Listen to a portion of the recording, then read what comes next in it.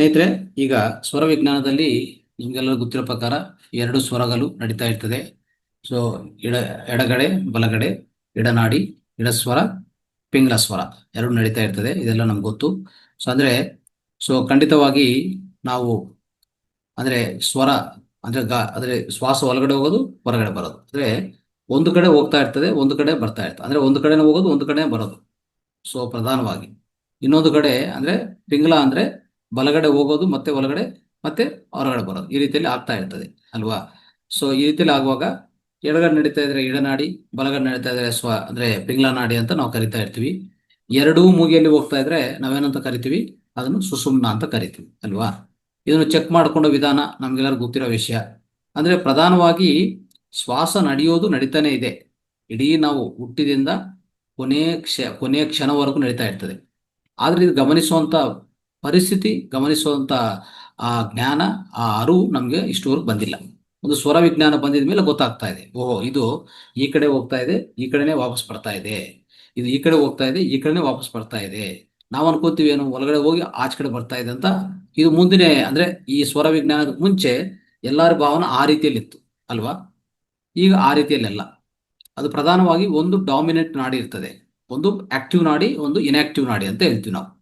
ಒಂದು ಸಕ್ರಿಯಗೊಳಿಸ್ಕೊಂಡಿರೋದು, ಇನ್ನೊಂದು ಅಸಕ್ರಿಯವಾಗಿರೋದು. ಆ ರೀತಿಯಲ್ಲಿ ಎರಡು ನಾಡಿಗಳು ಪ್ರಧಾನವಾಗಿ ನಮ್ಮ ಇಡೀ ಬೆಳಗ್ಗೆಯಿಂದ ಸಾಯಂಕಾಲವರೆಗೂ ಇದು ರಿಪಿಟೇಷನ್, ಒಂದು ಸೈಕಲ್ ರಿಪಿಟೇಷನ್ ಆಗ್ತಾನೆ ಇರ್ತದೆ ಅಲ್ವಾ? ಸೊ ಇದು ಚೆಕ್ ಮಾಡಿಕೊಂಡ ವಿಧಾನ ಅತಿ ಸುಲಭ. ನಾವೇಳಿದ್ವಿ ಈ ರೀತಿಯಲ್ಲಿ ಒಂದು ಬೆರಳಿಗೆ ಇಟ್ಕೊಂಡು ಅಲ್ಲಿ ಅಂದ್ರೆ ಇನ್ ಕೇಸ್ ನೀವು ಉಚ್ಛ್ವಾಸ ಮಾಡಿದ್ರೆ, ಉಚ್ಛ್ವಾಸ ಎಲ್ಲಿ ಜೋರಾಗಿ ಟಚ್ ಆಗಿದ್ರೆ ಅದು ಆಕ್ಟಿವ್ ನಾಡಿ, ಅದು ಯಾವ್ದು ಜೋರಾಗಿ ನಡೀತಾ ಇಲ್ಲ ಅದು ಇನ್ಆಕ್ಟಿವ್ ನಾಡಿ ಅಲ್ವಾ? ಆ ರೀತಿಯಲ್ಲಿ ನಮಗೆ ಗೊತ್ತಾಯ್ತು. ಅದೇ ರೀತಿಯಲ್ಲಿ ಹೀಗೆ ಇಟ್ಕೋಬಹುದು. ಅದೇ ರೀತಿಯಲ್ಲಿ ನಾವು ಮೂಗಿನ ಅಂದ್ರೆ ಇನ್ನೇನ್ ಮಾಡ್ತೀವಿ ಅಂದ್ರೆ ಆ ಇದು ಅದೇ ವಿಧ ವಿಧ ರೀತಿಯಲ್ಲೇ ಮಾಡ್ಕೋಬಹುದು. ನಮಸ್ಕಾರ ಮುದ್ರ ಮಾಡಿ ಅದನ್ನು ಚೆಕ್ ಮಾಡ್ಕೊಂತೀವಿ. ಆ ರೀತಿಯಲ್ಲಿ ಚೆಕ್ ಮಾಡ್ಕೊಳ್ಳಿ ಅಲ್ವಾ? ಸೊ ಆಮೇಲೆ ಇದನ್ನು ಇನ್ನೊಂದು ವಿಧಾನ ನಾವು ಎಲ್ಲಿ ಚೆಕ್ ಮಾಡ್ಕೊಳ್ಳೋ ಅಂದ್ರೆ, ಈಗ ಉದಾಹರಣೆಗೆ ಯಾವುದು ಆಕ್ಟಿವ್ ನಾಡಿ ಇದೆ ಅಂತ ಚೆಕ್ ಮಾಡಕ್ಕೆ, ಈಗ ಒಂದು ಮೂಗಿ ಈ ತರ ಮುಚ್ಕೊಂಡು ಶ್ವಾಸ ಮಾಡಿ, ಅವಾಗ ಅದು ತುಂಬಾ ಒಂದು ಭಾರವಾಗಿ ನಡೀದೆ ಅಂತ ಇಟ್ಕೊಳ್ಳಿ. ಅಂದ್ರೆ ಅರ್ಥ ಏನೋದು, ಅದು ಇನ್ಆಕ್ಟಿವ್ ನಾಡಿ ಅಂತ ಅರ್ಥ. ಇನ್ ಕೇಸ್ ಈಗ ಕ್ಲೋಸ್ ಮಾಡಿದ್ವಿ, ಈ ಕಡೆ ಆಕ್ಟಿವ್ ನಾಡಿ ಇದೆ ಅಂತ ಇಟ್ಕೊಳ್ಳಿ. ಅದು ಹೆಂಗಿರ್ತದೆ ಗೊತ್ತಾ? ತುಂಬಾ ಖಾಲಿಯಾಗಿ ಅಂದ್ರೆ ತುಂಬಾ ತಿಳಿಯಾಗಿ ನಡೀತಾ ಇರ್ತದೆ. ಅವಾಗ ಅರ್ಥ ಮಾಡ್ಕೋಬೇಕು, ಇದು ಆಕ್ಟಿವ್ ನಾಡಿ, ಅದು ಇನ್ಆಕ್ಟಿವ್ ನಾಡಿ ಅಂತ. ಅರ್ಥ ಆಯ್ತಾ? ಇದನ್ನು ಬೇಕಾದ್ರೆ ಚೆಕ್ ಮಾಡ್ಕೊಳ್ಳಿ, ನಿಮ್ಗೆ ಗೊತ್ತಾಗತ್ತೆ ಈ ರೀತಿಯಲ್ಲಿ ಸ್ನೇಹಿತರೆ.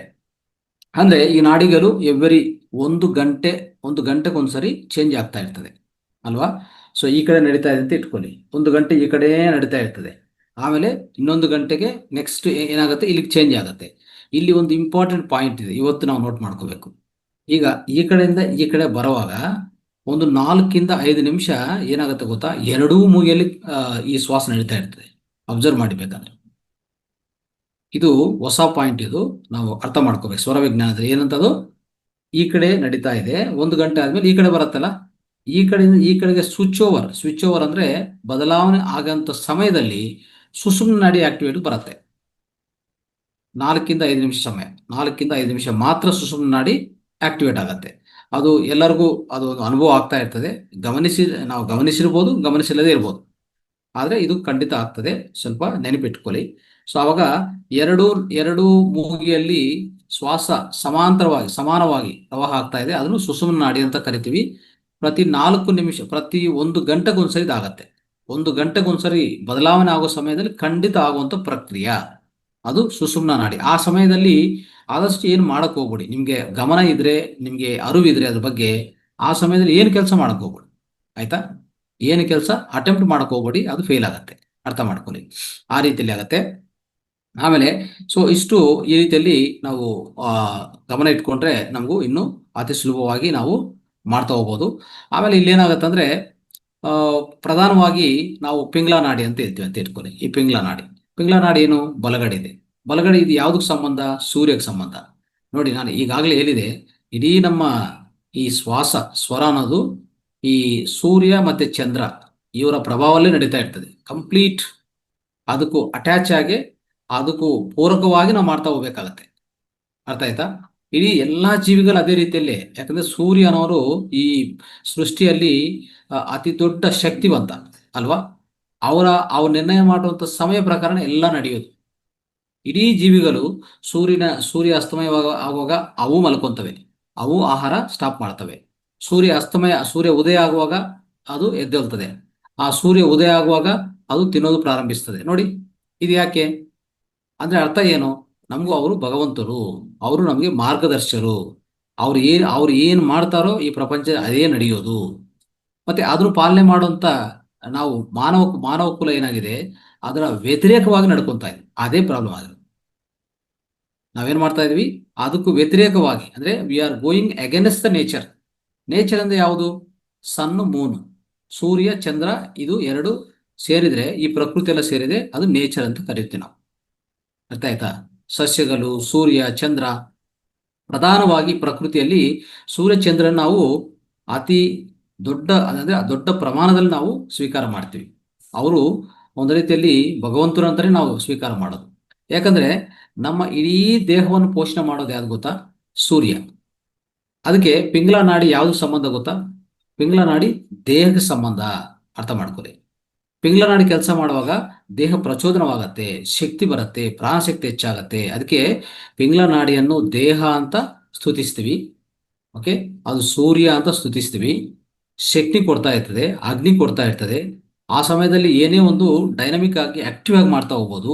ಮತ್ತೆ ಈ ಇಡನಾಡಿಗೆ ಬಂದ್ರೆ ಏನಾಗುತ್ತೆ ಗೊತ್ತಾ? ಅಲ್ಲಿ ಚಂದ್ರಕ್ಕೂ ಸಂಕೇತ ಅದೇ. ಯಾಕಂದ್ರೆ ತುಂಬಾ ನಿಮ್ಮ ದೇಹವನ್ನು ತಂಪು ಮಾಡತ್ತೆ, ಮನಸ್ಸನ್ನು ತಂಪು ಮಾಡತ್ತೆ, ಕೂಲ್ ಆಗಿರುತ್ತೆ, ಕಾಮ್ ಆಕ್ಟಿವಿಟೀಸ್ ನಡೀತಾ ಇರ್ತದೆ. ಅಲ್ಲಿ ಚಂದ್ರನಿಂದ ಬರುವಂತ ಪ್ರಭಾವ ಹೆಚ್ಚಾಗಿ ನಮ್ಮ ಮೇಲೆ ಬೀರತ್ತೆ ಅಲ್ವಾ. ಅದಕ್ಕೆ ಇದೇನಂತ ಕರೀತಾರೆ ಗೊತ್ತಾ? ಈ ಚಂದ್ರನಾಡಿ ನಡೆಯುವಾಗ ನಿಮ್ಮ ಮನಸ್ಸು ಕೂಲ್ ಆಗಿರತ್ತೆ. ಇದು ಮನಸ್ಸಿಗೆ ಸಂಕೇತ. ಅಂದ್ರೆ ನಮ್ಮಲ್ಲಿ ಮಾನವನಲ್ಲಿ ಮನಸ್ಸನ್ನು ಆಧೀನ ಇಟ್ಕೊಂಡು ಮನಸ್ಸನ್ನು ನಿಯಂತ್ರ ಮಾಡುವಂತ ಮಾಡೋರು ಯಾರು ಅಂದ್ರೆ ಚಂದ್ರ. ಆ ಚಂದ್ರನೇ ಈ ಮನಸ್ಸನ್ನು ನಿಯಂತ್ರಣ ಮಾಡೋದು. ಪೂರ್ತಿ ನಾವು ಮನಸ್ಸು ಚಂದ್ರನ ಮೇಲೆ ಆಧಾರ ಆಗತ್ತೆ. ನೋಡಿ, ನಿನ್ನೆ ಹುಣ್ಣಿಮೆ ದಿನ ಇದೆ. ಹುಣ್ಣಿಮೆ ದಿನದಲ್ಲಿ ಏನಾಗುತ್ತೆ? ಚಂದ್ರನ ಅದೇ ಹೆಚ್ಚಾಗಿ ಶಕ್ತಿ ಬರುತ್ತೆ ನಮ್ಗೆ. ಅವಾಗ ಏನಾಗುತ್ತೆ ಗೊತ್ತಾ? ನಮ್ಮಲ್ಲಿ ಯಾವುದೇ ಯೋಚನೆ ಇಟ್ಕೋಬಾರ್ದು. ಯಾವ ಯೋಚನೆ ಇಟ್ಕೊಂಡ್ರೆ ಹೆಚ್ಚಾಗತ್ತೆ, ಅದು ಬಲ ಸಿಗತ್ತೆ.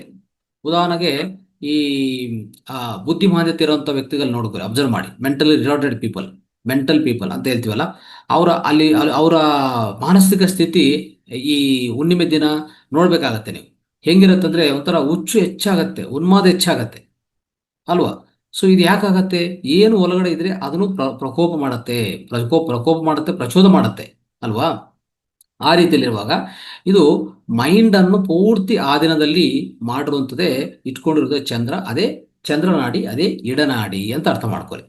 ಮತ್ತೆ ಸುಷುಮ್ನ ಏನಪ್ಪಾ ಅಂತಂದ್ರೆ ಅದು ನಿಮ್ಮ ಯಾವ್ದು ಸಂಕೇತ ಗೊತ್ತಾ? ನಿಮ್ಮ ಆತ್ಮ ವಿಕಾಸಕ್ಕೆ ಸಂಕೇತ, ನಿಮ್ಮ ಆತ್ಮ ಉದ್ಧಾರಕ್ಕೆ, ಆತ್ಮ ಪ್ರಚೋದನಕ್ಕೆ, ಆತ್ಮ ಅರಿವು ಬರಕ್ಕೆ ಒಂದು ಸುಷುಮ್ನ ನಾಡಿ ಸಂಕೇತ. ಸುಷುಮ್ನ ನಾಡಿಂದನೇ ಆಗೋದು. ಈ ಈ ಕಡೆ ನಾಡಿ ಏನೇ ಕೆಲಸ ಮಾಡಿದ್ರು ನಿಮ್ಗೆ ಆ ಸ್ಥಿತಿ ಬರೋದಿಲ್ಲ. ಇದನ್ನು ನೆನಪಲ್ಲಿ ಇಟ್ಕೊಳ್ಳಿ ಚೆನ್ನಾಗಿ. ಅರ್ಥ ಆಯ್ತಾ? ಇಡನಾಡಿ ಕೆಲಸ ಮಾಡೋವರೆಗೂ ಮನಸ್ಸು ನಿರ್ಮಲವಾಗಿರುತ್ತೆ, ಮನಸ್ಸು ತಂಪಾಗಿರುತ್ತೆ, ಮನಸ್ಸು ಚೆನ್ನಾಗಿರ್ತದೆ, ಒಳ್ಳೆ ಆಲೋಚನೆಗಳು ಬರುತ್ತೆ, ಒಳ್ಳೆ ಕೆಲಸಗಳು ಮಾಡ್ತೀವಿ, ತಪ್ಪು ಮಾಡೋದಿಲ್ಲ, ಸ್ವಾಭಾವಿಕವಾಗಿ ಚೆನ್ನಾಗಿರ್ತೀವಿ. ಇದೆಲ್ಲ ಆಗತ್ತೆ.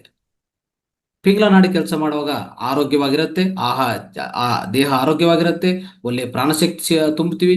ಒಳ್ಳೆ ಪ್ರಾಣಶಕ್ತಿಯಿಂದ ಎಲ್ಲ ರೋಗಗಳು ಹೋಗಲಾಡಿಸ್ತೀವಿ. ಮತ್ತೆ ಜೀರ್ಣಾಶಯ ಚೆನ್ನಾಗಿ ಕೆಲಸ ಮಾಡುತ್ತೆ. ಪ್ರತಿಯೊಂದು ಶಕ್ತಿ ಸಿಗೋದು, ಪ್ರಾಣಶಕ್ತಿ ಸಿಗೋದು ಒಂದು ಪಿಂಗ್ಲ ನಾಡಿ ಕೆಲಸ ಮಾಡುವಾಗ. ಈ ರೀತಿಯಲ್ಲಿ ಎಡಗಡೆ ಬಲಗಡೆ ಈ ರೀತಿಯಲ್ಲಿ ಈ ಎರಡು ಚೇಂಜ್ ಮಾಡ್ಕೊಂತ ಏನ್ ಮಾಡ್ತೇವೆ ಗೊತ್ತಾ? ಎಡನಾಡಿ ಇರುವಾಗ ಕೂಲ್ ಮಾಡುತ್ತೆ, ಬಲನಾಡಿ ಬರುವಾಗ ಉಷ್ಣತೆ ಹೆಚ್ಚು ಮಾಡುತ್ತೆ. ಈ ಎರಡು ಸೇರಿ ಚೇಂಜ್ ಮಾಡ್ಕೊಂತ ನಮ್ಮ ದೇಹದಲ್ಲಿ ಉಷ್ಣೋಗ್ರತೆ ಕಾಪಾಡ್ತವೆ. ಅರ್ಥ ಆಯ್ತಾ? ಇಲ್ಲ ಅಂದ್ರೆ ಸಾಧ್ಯವಿಲ್ಲ. ಇದು ಪೂರ್ತಿ ಉದಾಹರಣೆಗೆ ಸ್ವಲ್ಪ ಜನ ಈ ಪಿಂಗ್ಲ ನಾಡಿನೇ 4 ದಿವಸ, 5 ದಿವಸ, 10 ದಿವಸ ಕೆಲಸ ಮಾಡಿದೆ ಅಂತ ಇಟ್ಕೊಳ್ಳಿ.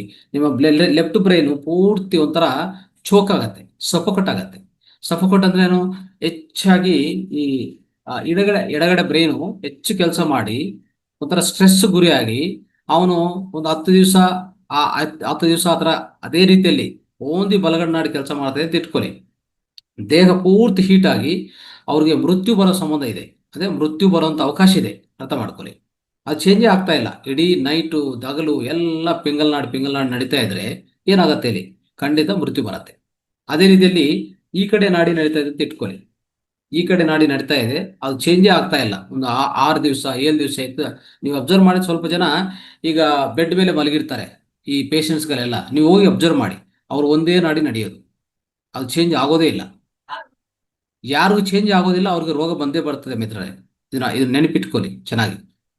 ಅರ್ಥ ಆಯ್ತಾ? ಚೇಂಜ್ ಆಗ್ಲೇಬೇಕದು. 1 ಗಂಟೆ 1 ಗಂಟೆ 15 ನಿಮಿಷಕ್ಕೆ ಈ ಕಡೆ ಆ ಕಡೆ ಖಂಡಿತ ಚೇಂಜ್ ಆಗಲೇಬೇಕು. ಆಗಿಲ್ಲ ಅಂದ್ರೆ ಕಷ್ಟ ಆಗತ್ತೆ, ಇದನ್ನ ಅರ್ಥ ಮಾಡ್ಕೊರಿ. ಸೊ ಈ ರೀತಿಯಲ್ಲಿ ಸ್ನೇಹಿತರೆ, ಈಗ ನಮ್ಮ ನಾಡಿ, ಈ ಸ್ವರ ಅಂದ್ರೆ ಚಂದ್ರಸ್ವರ, ಚಂದ್ರನಾಡಿ, ಸೂರ್ಯನಾಡಿ, ಸನ್ ಮೂನ್, ಸೂರ್ಯನ ಚಂದ್ರ ಆಧಾರವಾಗಿ ಚೇಂಜ್ ಆಗ್ತಾ ಇರಬೇಕು.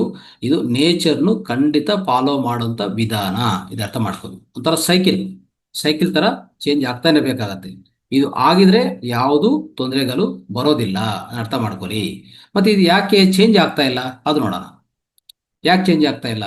ಈ ಕಾರಣಗಳು ಏನಿರ್ತದೆ ಚೇಂಜ್ ಆಗ್ತಾ ಇಲ್ಲ ಅಂತಂದ್ರೆ, ಕಾರಣಗಳು ಏನಿರ್ಬೋದು ಅಂತಂದ್ರೆ ನೋಡಿ, ನಮ್ಮ ಅಂದ್ರೆ ಅನೈಸರ್ಗಿಕವಾಗಿ ಅಂತ ಹೇಳ್ಬೇಕಂದ್ರೆ, ನೈಸರ್ಗಿಕ ಫಾಲೋ ಮಾಡೋದಿಲ್ಲದೆ ನಮ್ಮ ಅನ್ಹೆಲ್ತಿ ಫುಡ್ ಅಂದ್ರೆ ಅನಾರೋಗ್ಯದ ಅಂದ್ರೆ ಒಂಥರ ಏನ್ ಹೇಳ್ತೀವಿ, ಕಲ್ಮಶ ಆಹಾರ, ಕಲ್ಮಶ ಲೈಫ್ ಸ್ಟೈಲು, ಇದೆಲ್ಲ ಮಾಡ್ಕೊಂತ ಇರ್ತೀವಲ್ಲ.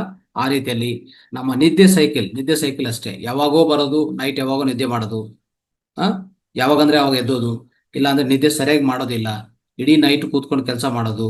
ಅವಾಗ ಏನಾಗುತ್ತೆ, ನಮ್ಮ ರಿದಮ್ ಅಂದ್ರೆ ನಮ್ಮ ಒಳಗಡೆ ಒಂದು ರಿದಮ್ ಇರುತ್ತೆ. ಏನ್ ರಿದಮ್ ಅದು? Son moon. ಗೊತ್ತಾಯ್ತಾ? ಬೆಳಗ್ಗೆ ಸನ್ ಬರುವಾಗ, ಸೂರ್ಯ ಉದಯ ಆಗುವಾಗ ಒಂದು ನಾಡಿ ಕೆಲಸ ಮಾಡ್ಬೇಕು ಕರೆಕ್ಟ್ ಆಗಿ. ಮತ್ತೆ ಸೂರ್ಯ ಅಸ್ತಮಯ ಅಂದ್ರೆ ಅದು ಮೂನ್ ಟೈಮ್ ಅಂತ ಹೇಳ್ತೀವಿ ನಾವು. ಬೆಳಗ್ಗೆ ಸನ್ ಟೈಮ್, ಬೆಳಗ್ಗೆ ನೈಟ್ ಅದು ಮೂನ್ ಟೈಮ್ ಅಂತ ಹೇಳ್ತೀವಿ. ಆ ಸೂರ್ಯ ಅಸ್ತಮಯ ಅಂತ ಹೇಳ್ತೀವಿ, ಆದ್ರೆ ಅದು ಮೂನ್ ಟೈಮ್. ಅರ್ಥ ಆಯ್ತಾ? ಆ ಮೂನ್ ಟೈಮ್ ಅಲ್ಲಿ ಬೆಳಗ್ಗೆ ಇರುವಂತ ನಾಡಿ ಅಪೋಸಿಟ್ ಆಗಿ ಸಾಯಂಕಾಲ ಆಗ್ಬೇಕಾಗತ್ತೆ ನೋಡಿ. ಈ ರೀತಿಯಲ್ಲಿ ಆಗುವಾಗನೇ ನಾವು ಆರೋಗ್ಯವಂತವಾಗಿ ಇರ್ತೀವಿ. ಇದನ್ನ ಅರ್ಥ ಮಾಡ್ಕೋಬೇಕು ನಾವು. ಸೊ ಈ ರೀತಿಯಲ್ಲಿ ಏನಾಗುತ್ತೆ ಅಂದ್ರೆ, ಸೊ ನಮ್ಮ ಜೀವನ ಶೈಲಿ ಅಸ್ತವ್ಯಸ್ತವಾಗಿ, ಆಹಾರ ಅಸ್ತವ್ಯಸ್ತವಾಗಿ, ಮತ್ತೆ ನಿದ್ದೆ ಅಸ್ತವ್ಯಸ್ತವಾಗಿ ಮಾಡಿಕೊಂಡು, ಈ ನಾಡಿ ಅನ್ನೋದು, ಸ್ವರ ಅನ್ನೋದು ಚಂದ್ರ ಮತ್ತೆ ಸೂರ್ಯನ್ನು ಫಾಲೋ ಮಾಡ್ತಾ ಇಲ್ಲ. ಇದನ್ನು ಗಮನಿಸ್ಕೊಳ್ಳಿ ದಯವಿಟ್ಟು. ಓಕೆ, ಇಲ್ಲಿ ನಮ್ಗೆ ಏನ್ ಸ್ಟಾರ್ಟ್ ಆಗುತ್ತೆ ಗೊತ್ತಾ? ರೋಗಗಳು ಶುರು ಆಗತ್ತೆ. ಅರ್ಥ ಮಾಡ್ಕೊಳ್ಳಿ, ಇಷ್ಟೇನೇನಿಲ್ಲ. ಅದಕ್ಕೆ ನಾವೇನ್ ಹೇಳ್ತೀವಿ ಅಂದ್ರೆ, we must achieve the synchronisation between nadi and nature. What is nature? Nature is nothing but moon and sun. ಅರ್ಥ ಆಯ್ತಾ? ಸೊ ಇದು ಮಾಡ್ಕೊಂಡಿದ್ದವರಿಗೆ ಅದ್ಭುತ ಆರೋಗ್ಯ ಸಿಗತ್ತೆ, ಅರ್ಥ ಮಾಡ್ಕೊಳ್ಳಿ. ಸೊ ಆ ರೀತಿಯಲ್ಲಿ ಸ್ನೇಹಿತರೆ, ಇದು ಯಾವ ರೀತಿಯಲ್ಲಿ ಅಂದ್ರೆ, ಉದಾಹರಣೆ ಹೇಳ್ತೀನಿ ನಿಮ್ಗೆ. ಒಂದು 2 ಗಡಿಯಾರ ಅಂದ್ರೆ ಕ್ಲಾಕ್ ಅಂತ ಹೇಳ್ತೀವಲ್ಲ, ಕ್ಲಾಕ್, ಅದನ್ನು ಕನ್ನಡದಲ್ಲಿ ಏನ್ ಹೇಳ್ತಾರೆ ನನಗೆ ಗೊತ್ತಿಲ್ಲ ಪದ. ಸೊ ಕ್ಲಾಕ್, 2 ಕ್ಲಾಕ್ಗಳು ತಗೊಳ್ಳಿ. ಓಕೆ, ತಗೊಂಡು 2 ಕ್ಲಾಕ್ಗಳನ್ನು ಕರೆಕ್ಟ್ ಆಗಿ ಸೆಟ್ ಮಾಡಿ. ಕರೆಕ್ಟ್ ಆಗಿ ಅಂದ್ರೆ ಈ ಟೈಮು ಆ ಟೈಮು 1 ಸೆಕೆಂಡ್ ತಡವಿಲ್ಲದೆ, 1 ಸೆಕೆಂಡ್ ಗ್ಯಾಪ್ ಇಲ್ಲದೆ 2 ಕ್ಲಾಕ್ಗಳನ್ನು ಸೆಟ್ ಮಾಡಿ ಹಾಗೆ ಇಟ್ಬಿಡಿ. ಆಯ್ತಾ? ಹೋಗ್ತಾ ಹೋಗ್ತಾ ಹೋಗ್ತಾ ಇರುವಾಗ ಸ್ವಲ್ಪ ದಿವಸಗಳಾದ್ಮೇಲೆ 1 ಕ್ಲಾಕಲ್ಲಿ ತಪ್ಪು ಮಾಹಿತಿ ತೋರಿಸ್ತಾ ಇರ್ತದೆ, 1 ಕ್ಲಾಕ್ ಹಾಗೇ ಕರೆಕ್ಟಾಗಿ ತೋರಿಸ್ತಾ ಇರ್ತದೆ. ಈಗ ಏನಪ್ಪಾ ಆಯ್ತು ಅಂತಂದ್ರೆ, ಈ ಕ್ಲಾಕ್ ಯಾವುದು ರಾಂಗ್ ಆಗಿ ತೋರಿಸ್ತಾ ಇದೆ ನೋಡಿ. ಅರ್ಥ ಆಯ್ತಾ? ಇದರಲ್ಲಿ ಈ ರಾಂಗ್ ಆಗಿ ತೋರಿಸ್ತಾ ಇದೆಲ್ಲ, ಅದು ಏನಾಯ್ತು ಅದರಲ್ಲಿ ಅಂದ್ರೆ, ಅದರಲ್ಲಿ ಡಿಫೆಕ್ಟ್ ಆಯ್ತು. ಯಾವುದೋ ಅದ್ರ ಒಳಗಡೆ ಅನಾರೋಗ್ಯ ಬಂತು. ಅದೇ ನಾವು ಮಾನವರು ಏನಾಗ್ತದೆ ಅಂದ್ರೆ, ನಾವು ನಮ್ಮ ನಾಡಿ ಸೂರ್ಯ ಚಂದ್ರನಿಗೆ ಇನ್ನೊಂದು ಕ್ಲಾಕ್ ಇದೆಯಲ್ಲ, ಇನ್ನೊಂದು ಕ್ಲಾಕ್ ಆ ರೀತಿಯಲ್ಲಿ ಸೆಟ್ ಆಗಿರ್ತದೆ. ಹುಟ್ಟಿದ ಮೇಲೆ ಸೆಟ್ ಆಗ್ತದೆ, ಗೊತ್ತಾ ನಿಮ್ಗೆ? ಹುಟ್ಟಿದ ಮೇಲೆ ಅಫ್ಕೋರ್ಸ್ ಹುಟ್ಟಿದ ಮೇಲೆ ಸ್ವಲ್ಪ ರಾಂಗ್ ಇರ್ಬೋದು. ಆದ್ರೆ ಮೊದಲನೇ ಅಂದ್ರೆ ಆ ಸಮಯದಲ್ಲಿ ಹುಟ್ಟಿದ ಮೇಲೆ ನೆಕ್ಸ್ಟ್ ಬರುವಂತ ಆ ಪಕ್ಷದಲ್ಲಿ ಯಾವ್ದು ಬರುತ್ತೆ? ಉದಾಹರಣೆಗೆ ಫುಲ್ ಮೂನ್ ಬರುತ್ತೆ. ಆ ಸಮಯದಲ್ಲಿ ಆಟೋಮೆಟಿಕ್ ಸೆಟ್ ಮಾಡ್ಕೊಂತದೆ. ಆ ಪಕ್ಷದ ಪ್ರಕಾರ, ಆ ತಿಥಿ ಪ್ರಕಾರ ಅವ್ರಿಗೆ ಪಿಂಗ್ಲಾ ನಾಡಿ ಸೆಟ್ ಆಗ್ಬೇಕು. ಪಿಂಗ್ಲಾ ನಾಡಿ ಸೆಟ್ ಆಗತ್ತೆ, ಅವ್ರು ಹುಟ್ಟಿದ ಮೇಲೆ ಸ್ವಲ್ಪ ದಿವಸಕ್ಕೆ ಸೆಟ್ ಆಗ್ಬಿಡ್ತದೆ. ನೇಚರ್ ಪ್ರಕಾರ ಸೆಟ್ ಆಗಿ ಅಲ್ಲಿಂದ ನಡೀತಾ ಇರ್ತದೆ. ಆದ್ರೆ ನಮ್ಮ ಜೀವನ ಶೈಲಿ ಅಸ್ತವ್ಯಸ್ತ, ಆಹಾರ ಶೈಲಿ ಅಸ್ತವ್ಯಸ್ತ, ನಿದ್ದೆ ಸರಿಯಾಗಿಲ್ಲ, ಇಂಥ ಮಾಡ್ಕೊಂಡವಾಗ ಈ 2 ಕ್ಲಾಕಲ್ಲಿ ಒಂದು ಚೆನ್ನಾಗಿ ಕೆಲಸ ಮಾಡ್ತಾ ಇದೆ, ಒಂದು ಕೆಟ್ಟೋಗಿದೆಯಲ್ಲ, ಅದು ಇಲ್ಲಿ ಅರ್ಥ ಮಾಡ್ಕೋಬೇಕು ನಾವು. ಆ ರೀತಿಯಲ್ಲಿ ಅದು ಎಷ್ಟೇ ಮಾಡಿದ್ರು ಆ 2ನೇ ಕ್ಲಾಕ್, ಮೊದಲನೇ ಕ್ಲಾಕು ಚೆನ್ನಾಗಿ ಮಾಡ್ತಾ ಇದೆ, ಇನ್ನೊಂದು ಕ್ಲಾಕು ಚೆನ್ನಾಗಿ ಕೆಲಸ ಮಾಡ್ತಾ ಇಲ್ಲ, ಅದು ತಪ್ಪು ಮಾಹಿತಿ ತೋರಿಸ್ತಾ ಇದೆ. ಆ ರೀತಿಯಲ್ಲಿ ನಾವು ಆಗ್ಬಿಡ್ತಾ ಇದೀವಿ.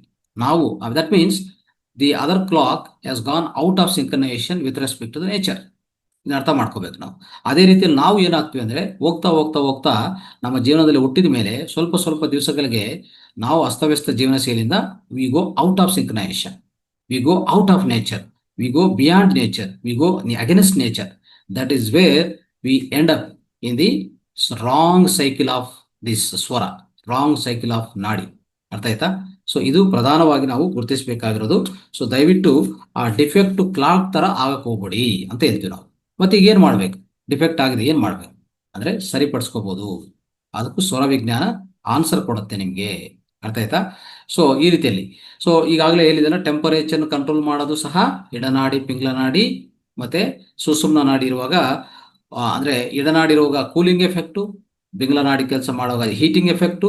ಸೊ ಪ್ರಧಾನವಾಗಿ ಈ ರೀತಿಯಲ್ಲಿ ಮಾಡ್ತಾ ಹೋಗ್ತದೆ. ಒಂದು ರೀತಿಯಲ್ಲಿ ನಿಮಗೆ ಥರ್ಮೋಸ್ಟಾಟ್ ಅಂತ ಕೇಳಿದ್ರ ಏರ್ ಕಂಡೀಷನಲ್ಲಿ, ಆ ಏರ್ ಕಂಡೀಷನಲ್ಲಿ ಥರ್ಮೋಸ್ಟಾಟ್ ಏನ್ ಮಾಡುತ್ತೆ, ಒಂದು ಲೆವೆಲ್ ವರೆಗೂ ಬಾಡಿನ ಒಂದು ಲೆವೆಲ್ ವರೆಗೂ ಟೆಂಪರೇಚರ್ ಅಲೋ ಮಾಡುತ್ತೆ, ಆಮೇಲೆ ಆ ತನ್ನಂತದೇ ಸ್ವಿಚ್ ಆಫ್ ಆಗ್ಬಿಡ್ತದೆ. ಆ ರೀತಿಯಲ್ಲಿ ದೇಹ ಹೆಂಗ್ ಕೆಲಸ ಮಾಡ್ಕೊಂತದೆ ಅಂದ್ರೆ ಒಂದು 1 hour ವರ್ಗ ಮಾತ್ರನೇ ಈ ಎಡನಾಡಿ ಕೆಲಸ ಕೊಡೋದು, ಇಲ್ಲಾಂದ್ರೆ ಅವಕಾಶ ಕೊಡೋದು. ತದನಂತರ ತಕ್ಷಣವೇ ಶಿಫ್ಟ್ ಆಗುತ್ತೆ. ಯಾಕಂದ್ರೆ ಆಟೋಮೆಟಿಕ್ ಟೆಂಪರೇಚರ್ ಕಂಟ್ರೋಲ್ ಬರಬೇಕಲ್ಲ. ಇಲ್ಲಾಂದ್ರೆ ಇಡೀ ಎಡನಾಡಿ ಕೆಲಸ ಮಾಡುತ್ತೆ, ಪೂರ್ತಿ ತಂಪಾಗ್ತಾ ಹೋದ್ರೆ ನಮ್ಮ ಒಳಗಡೆ ವೈರಸ್ ಬ್ಯಾಕ್ಟೀರಿಯಾ ಹೆಚ್ಚಾಗಿ ಸೇರ್ಕೊಂತದೆ. ಆ ವೈರಸ್ ಬ್ಯಾಕ್ಟೀರಿಯಾ ಎಫೆಕ್ಟ್ ಹೆಚ್ಚಾಗಿ ನಮ್ಮ ದೇಹ ರೋಗಗಳಿಗೆ ಒಳಗಾಗತ್ತೆ. ಅವಾಗ ಯಾರು ಕಾಪಾಡ್ತಾರೆ? ಅದಕ್ಕೆ ಏನಾಗತ್ತೆ, ದೇಹಕ್ಕೆ ಒಂದು ನೈಸರ್ಗಿಕ ಪ್ರಕೃತಿ ಪ್ರಕಾರ ಏನ್ ಮಾಡುತ್ತೆ, ಒಂದು ಗಂಟೆಗೆ ಒಂದ್ಸರಿ ಚೇಂಜ್ ಮಾಡ್ಕೊತಾ ಹೋಗ್ತದೆ. ಅದನ್ನ ಗಮನಿಸ್ಕೊರಿ ನೀವು, ಅರ್ಥ ಆಗತ್ತೆ. ಆಯ್ತಾ? ಸೊ ಈ ರೀತಿಯಲ್ಲಿ, ಸೊ ಈಗ ಏನಾಗತ್ತೆ, ನಾವು ಈಗಾಗಲೇ ಹೇಳಿದ್ವಲ್ಲ, ಒಂದು ಮಗು ಹುಟ್ಟಿದಾನೆ. ಮಗು ಹುಟ್ಟಿದ ಮೇಲೆ ಅವನಿಗೆ ಈ ಮಗು ಹುಟ್ಟಿದ ಮೇಲೆ ಏನಾಗತ್ತೆ ರೀ, ಒಂದು ಹುಟ್ಟಿದ ಮೇಲೆ ಸ್ವಲ್ಪ ದಿವಸಕ್ಕೆ ಅಮಾವಾಸ್ಯೆ ಬರ್ಬೋದು, ಇಲ್ಲಾಂದ್ರೆ ಪೂರ್ಣಮಿ ಬರ್ಬೋದು ಅಲ್ವಾ. ಒಂದು ಏನಂತ ಕರಿತೀವಿ ಅಂದ್ರೆ ವೇನಿಂಗ್ ಮೂನ್, ವ್ಯಾಕ್ಸಿಂಗ್ ಮೂನ್ ಅಂತ ಕರಿತೀವಿ. ವೇನಿಂಗ್ ಮೂನ್ ಅಂತಂದ್ರೆ ಏನು? ವೇನಿಂಗ್ ಮೂನ್ ಅಂದ್ರೆ ಹುಣ್ಣಮಿ ಆದ್ಮೇಲೆ ಈ ಮೂನ್ ಅಂದ್ರೆ ಚಂದ್ರನ ಪೂರ್ತಿ ಕಾಂತಿಯಿಂದ ಕತ್ತಲೆ ಕಡೆ ಹೋಗ್ತಾ ಇದ್ದಾನೆ.